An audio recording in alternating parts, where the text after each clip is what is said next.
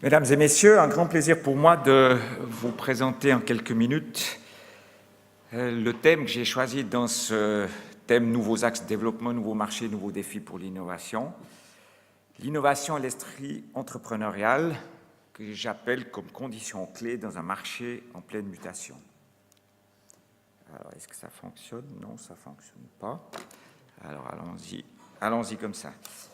Est-ce qu'il y a... On a un truc qui marche là. Voilà. Aujourd'hui, on se trouve en pleine mutation en Suisse. Vous en avez parlé maintenant ces 2 derniers jours. On se trouve avec une surproduction en Europe, surproduction due à une crise économique majeure, une crise économique et industrielle. Les prix du marché aujourd'hui se dégringolent. Si vous pensez qu'en 2008, le prix de l'électricité était coté à l'EX à 150 € le mégawattheure, il est aujourd'hui à moins de 50 pour le pic et à 37 € pour le base. Actuellement, situation absolument paradoxale, trop d'énergie, on arrête les centrales de production dites chères, notamment des énergies renouvelables comme l'hydraulique, et puis on produit avec du charbon en Europe. Pourquoi? Parce que la tonne de CO2 est aujourd'hui à environ 1 € la tonne, ce qui veut dire que produire au charbon est bien meilleur marché que de laisser en marche des usines à gaz, notamment ultramodernes, qui sont mises en cocon pour plusieurs années. Donc, situation absolument invraisemblable. En plus, on a une stratégie énergétique de la Confédération suisse qui veut quoi? Sur une consommation aujourd'hui de 60 TWh, on souhaite, d'ici 2050, produire 23 TWh de plus en énergie renouvelable, mais en même temps, économiser 23 TWh dans le domaine de l'efficience énergétique et puis produire 10 TWh de plus dans l'hydraulique, ce qui représente un défi gigantesque. À côté de tout ça, sans production, sans réseau, pas d'électricité. Le rôle du réseau suisse va jouer un rôle fondamental, mais pas seulement sur la Suisse, mais avec son interconnexion avec l'Europe. Et quand vous voyez aujourd'hui que pour construire une ligne, il faut environ 30 ans de négociations et de procédures pour pouvoir démarrer les travaux, les droits de recours deviennent énormes. Si je prends le cas, par exemple, d'éoliennes en Suisse, ça représente 5, 10, 15 ans de procédure jusqu'à ce qu'on puisse construire 2, 3, 5 éoliennes, je vous en parlais tout à l'heure.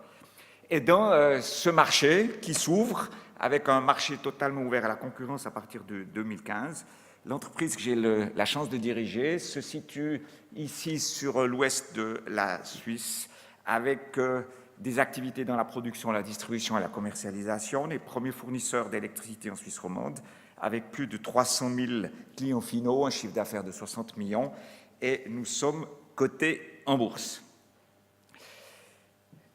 Si on veut promouvoir l'innovation, réussir ce défi énergétique, il faut en permanence se remettre en question. Il faut innover avec un esprit d'innovation et d'entrepreneur. Le premier point qui me paraît fondamental pour un électricien, je dois vous dire que ça crée beaucoup de vent dans la branche, c'est qu'il faut repenser l'idée, plus je vends de kilowattheures, plus je gagne. Ça, c'est fini. Pourquoi?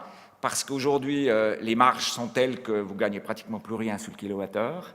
Deuxièmement, si vous avez des importantes variations de volume dans une ouverture de marché où les clients peuvent changer d'une année à l'autre de fournisseur, vous risquez d'acheter l'électricité à moyen terme, de ne pas pouvoir la revendre, d'avoir des pertes énormes, ce qui veut dire qu'il faut changer fondamentalement l'orientation des entreprises.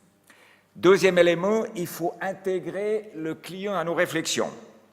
Le client ne doit pas être un abonné, le client doit devenir un acteur fondamental de ce changement économique et de mutation dans le domaine énergétique.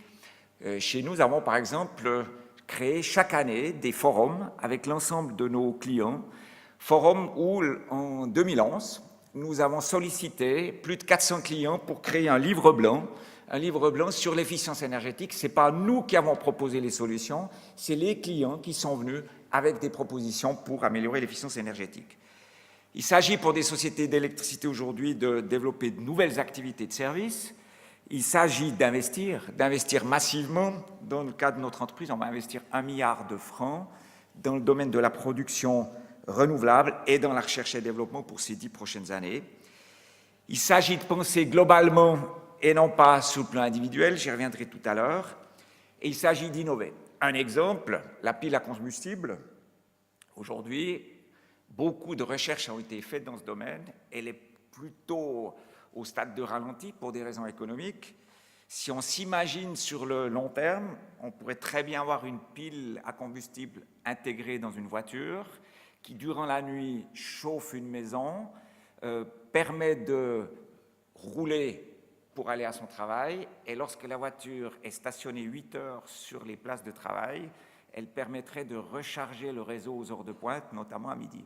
Donc des concepts complètement nouveaux de gestion de l'électricité avec de nouveaux instruments, mais là encore, on en est encore bien loin au niveau de la mise en industrialisation. 3 domaines dans l'innovation, tout d'abord dans la production. Notre entreprise a comme objectif d'atteindre d'ici les 10 prochaines années que le 10% de la distribution sur notre réseau se fera à l'aide de nouvelles énergies renouvelables. Nouvelles énergies renouvelables, 600 millions de projets pour ces prochaines années dans tous les domaines, avec beaucoup d'incertitudes, avec beaucoup de risques, puisqu'aujourd'hui le marché est tellement subventionné, notamment en Allemagne et dans certains pays du Nord, que le prix de l'électricité s'est écroulé, et que si vous investissez notamment, comme je vous le montre ici, dans une usine où nous avons investi 40 millions de francs suisses, ce qui est énorme, pour de la biomasse, pour produire environ 25 TWh d'électricité et de chaleur, ben, il nous a fallu faire un impairment de 30 millions l'année passée, sinon il fallait fermer l'usine. Donc le renouvelable, oui, mais avec des conditions cadres en Europe qui, aujourd'hui, ne sont plus du tout là, puisque le subventionnement a complètement cassé les prix, et des usines comme celle-ci qui ne sont pas subventionnées ben, se trouvent dans un marché où on produit à 40 centimes le kilowattheure, et puis où le prix sur les marchés est à 5 centimes. Les centrales au gaz. Si on veut réussir la mutation énergétique en Suisse, en supprimant les 40% de nucléaire, il nous faudra une période intermédiaire avec du gaz. Nous avons essayé d'innover dans ce domaine en disant arrêtons de parler d'achat de certificats CO2, essayons de compenser la production de CO2 en Suisse, totalement en Suisse. Avec un concept innovateur, nous avons créé une fondation. Nous avons créé une fondation qui s'appelle Carmine et qui devrait compenser l'entier de la production de CO2 de notre future usine de Chavalon, qui se situe ici à quelques 50 km en Bas-Valais. 700 000 tonnes de CO2 par année à compenser, c'est énorme. Et comment est-ce qu'on va faire? Au lieu d'acheter des certificats, on va subventionner les investissements de privés, notamment dans les isolations de bâtiments, dans la mise en œuvre de pompes à chaleur et autres, de telle manière à inciter le privé et l'industrie à investir. En contrepartie, nous obtenons le certificat CO2, on crée des emplois, on crée énormément d'investissements. C'est plusieurs milliards de francs qui vont être investis dans ce domaine. Et finalement, la recherche et développement, un exemple ici, on est tout près de l'EPFL, notre groupe a investi 15 millions dans la plus grande centrale, à l'époque de 20 000 m² sur l'EPFL. S'il s'agissait uniquement de construire des panneaux solaires, ça ne serait pas très innovant. Qu'est-ce qu'on a fait? On a dédié 10% de l'investissement pour de la recherche et développement, notamment sur le point fondamental qui est le stockage d'électricité.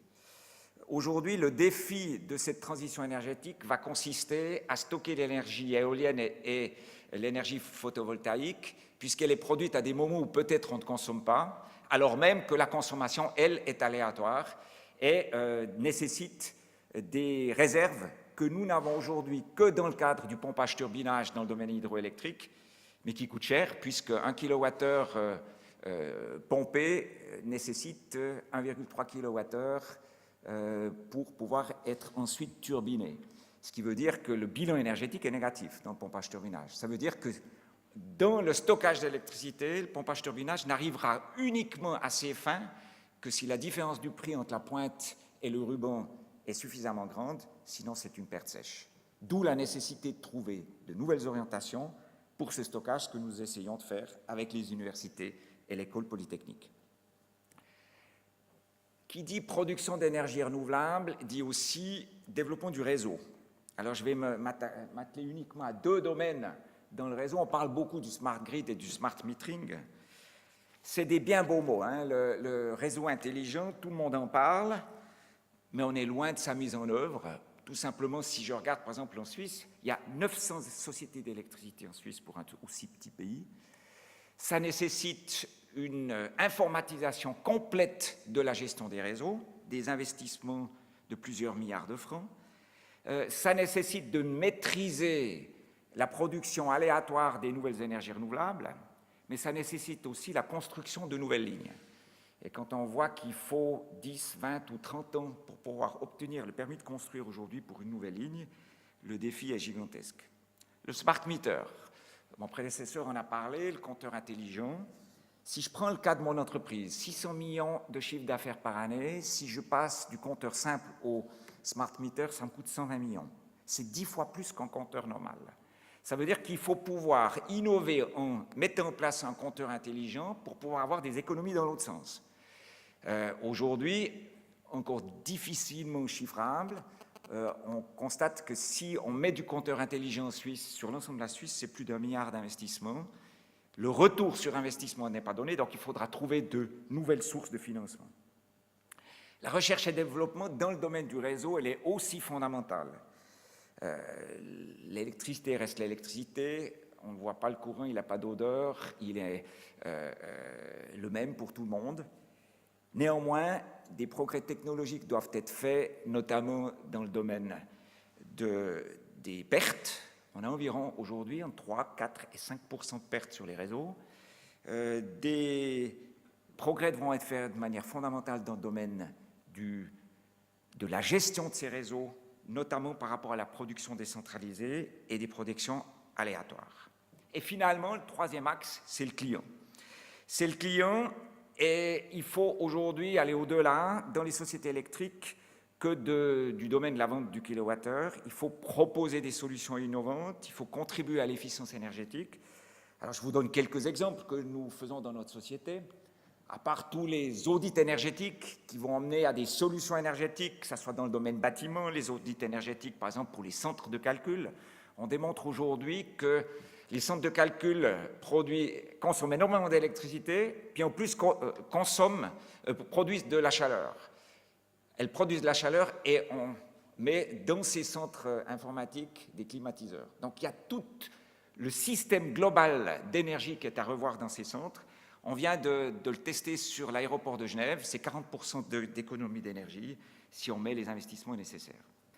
On a essayé par exemple d'intégrer nos clients, la population, à cet effort d'efficience énergétique en créant des programmes où on crée des forums d'échange sur les sites internet, on crée des stands de sensibilisation et d'information, on a créé des ménages pilotes qui suivent leur consommation avec nos conseils de telle manière à pouvoir ensuite proposer de nouvelles solutions à l'ensemble de nos clients. Et puis un autre élément, pour donner quelques petits exemples, le photovoltaïque. Le photovoltaïque coûte cher. Tout le monde n'est pas propriétaire d'un bâtiment. Ce qu'on a essayé de faire, c'est d'innover dans le sens qu'aujourd'hui, nos clients, au lieu d'investir, peuvent louer des panneaux solaires. Concrètement, les PFL, où on a 15 000 mètres carrés, les clients peuvent louer au mois 1, 2, 3 mètres carrés, peuvent suivre la production qui est financée par notre entreprise au niveau de l'investissement à l'aide de caméras web. Elles voient où ça se trouve sur le site de l'EPFL. Elles peuvent suivre la production d'électricité par Internet.